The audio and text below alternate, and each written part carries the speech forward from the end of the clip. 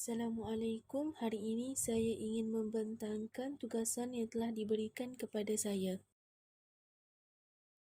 Soalan 24. A. Bincangkan strategi yang digunakan untuk mengurangkan jurang pembangunan antara kawasan di Malaysia. Program pembangunan in situ. Program pembangunan in situ menekankan pembangunan fizikal yang menyokong ekonomi utama seperti penyediaan kemudahan asas yang lengkap dan sempurna. Contohnya, bekalan elektrik, air, jalan raya, telekomunikasi dan penyediaan rumah rakyat. Ini dapat membantu memajukan aktiviti tersebut. Kesannya dapat mengimbangi kemajuan antara kawasan.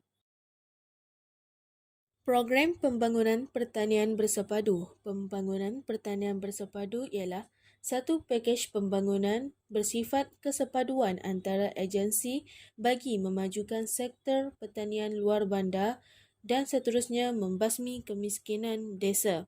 Contohnya ialah program pembangunan tanah pertanian dan program penanaman semula. Ini dapat memperbaiki kualiti hidup pekebun kecil. Kesannya pendapatan penduduk meningkat. Pembandaran desa. Pembandaran desa bermaksud strategi membandarkan kawasan-kawasan desa yang berpotensi. Petempatan desa yang dipilih akan dilengkapkan dengan kemudahan asas dan perkhidmatan asas pembandaran untuk dijadikannya sebagai bandar kecil atau bandar sederhana. Kesannya dapat mengimbangi kemajuan antara kawasan.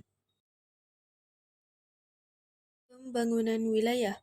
Rancangan Pembangunan Wilayah (RPW) adalah satu strategi membangunkan wilayah mundur berdasarkan konsep penjanaan sumber alam dan pembangunan tanah baru di kawasan rancangan penempatan peneroka Felda. Contohnya di Jengka, Kejora dan lain-lain. Kesannya dapat mengimbangi kemajuan antara kawasan. Perindustrian desa. Strategi perindustrian desa bermaksud memajukan desa-desa berpotensi dengan aktiviti perindustrian yang diwujudkan secara berkelompok. Industri kecil dan sederhana IKS yang berantaian antara satu sama lain dikelompokkan di sebuah kawasan khas dan diberi bantuan untuk dimajukan.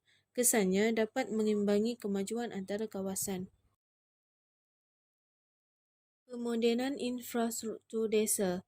Pemodenan infrastruktur desa secara bersepadu bagi meningkatkan kualiti hidup. Ini kerana perubahan sesebuah desa di Malaysia juga berlaku menerusi pemodenan infrastruktur dan sosioekonominya. Pemodenan infrastruktur fizikal menjadi teras pembangunan in situ. Kesannya dapat mengimbangi kemajuan antara kawasan. Kesimpulannya, dengan ini jelaslah bahawa strategi yang digunakan dapat mengimbangi kemajuan antara kawasan di Malaysia. Oleh sebab itu juga dapat mengurangkan jurang pembangunan antara kawasan. Soalan B. Huraikan bagaimana aktiviti ekonomi memberi ancaman kepada kepupusan sumber alam di Malaysia. Pembalakan. Pembalakan iaitu penebangan secara tidak terkawal. Ini kerana penebangan pokok tanpa had dan kawasan hutan simpan diceroboh. Kesannya banyak kawasan hutan semula jadi musnah dan pupus. Pertanian ladang atau pindah. Pertanian ladang iaitu pembersihan hutan dalam penyediaan tapak tani. Hal ini kerana amalan tebang bersih menyebabkan pokok tidak sempat membiak dan membesar. Kesannya banyak kawasan hutan semula jadi musnah dan pupus. Pembinaan. Pembinaan iaitu pembinaan seperti infrastruktur, contohnya empangan. Ini kerana banyak kawasan hutan ditenggelami air. Kesannya banyak kawasan hutan semula jadi musnah dan pupus. Perikanan. Perikanan iaitu penggunaan peralatan yang dilarang seperti pukat harimau atau Apollo. Ini menyebabkan semua peringkat umur ikan terperangkap atau mati. Kesannya sumber ikan tidak dapat membiak dan pupus. Perindustrian. Perindustrian iaitu pembuangan terus sisa toksik ke dalam sistem aliran.